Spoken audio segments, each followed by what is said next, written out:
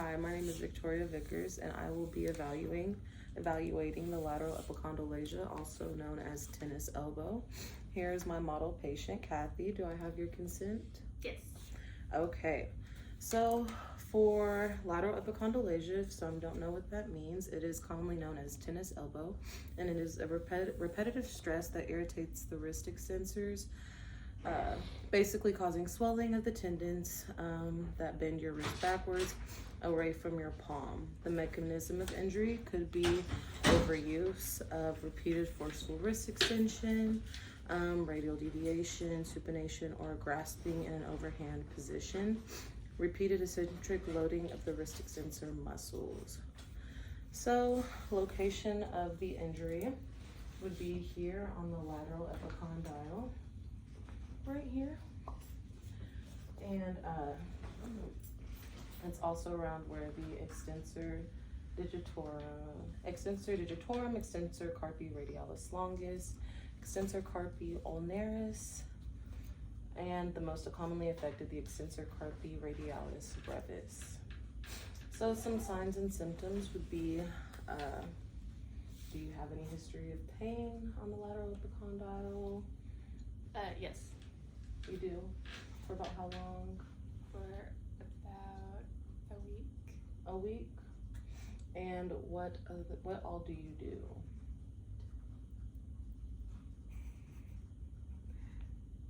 Play tennis? Yes, I play tennis. Okay, yeah, she plays tennis. So I would observe for swelling over the lateral epicondyle. I would check bilaterally just to ensure what I'm looking at is swelling. And then I will have her do an active range of motion and wrist extension, elbow flexion, and radial deviation may be painful as well. For manual muscle testing, there will be pain with wrist extension, and MCP joint extension when elbow is extended. Weakness and or decreased endurance may also be noted in the lower trapezius and serratus anterior. Just for passive range of motion, there may be pain at the end of wrist flexion, especially when the elbow is extended, and may have limitations. For palpation, we would also check for crepitus as well, and around the lateral epicondyle and the proximal portion of the common wrist extensor tendons. For special tests, I will have the patient resist wrist flexion, and then while I palpate the lateral epicondyle, we'll go ahead. You'll just feel around here if the patient's feeling any pain whenever she's resisted wrist extension. Okay, good. So acute care for my patient would look like rest, NSAIDs, modify activity, avoid activities that irritate it, elevate the elbow. So if you're just sitting here, you want to probably keep that elevated to reduce swelling. Modalities to help with pain could be ice, massage, ultrasounds, TENS unit, so electrical stim, and shockwave therapy.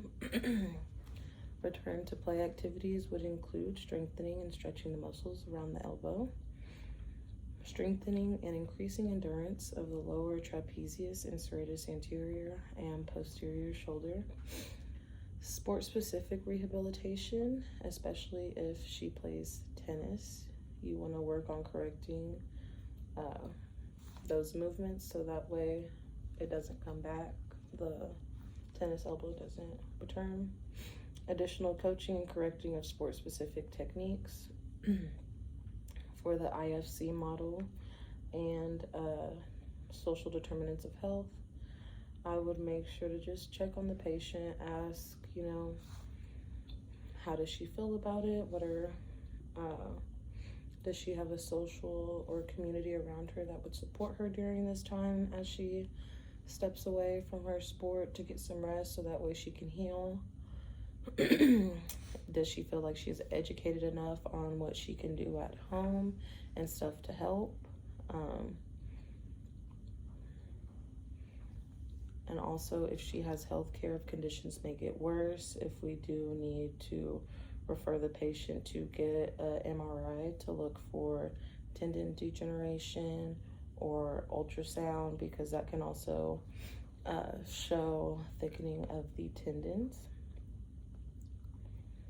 And also just see if she has any other underlying health conditions, what other body functions and structures she does outside of her sport specific activities. And yeah, I would ask about her her participation in school, and environmental factors and personal factors as far as what are her goals. Is she trying to get back to play soon? Does she have a big tournament coming up, or does she have time to rest now so that way things will look better for her career in the long run? But yeah, thank you.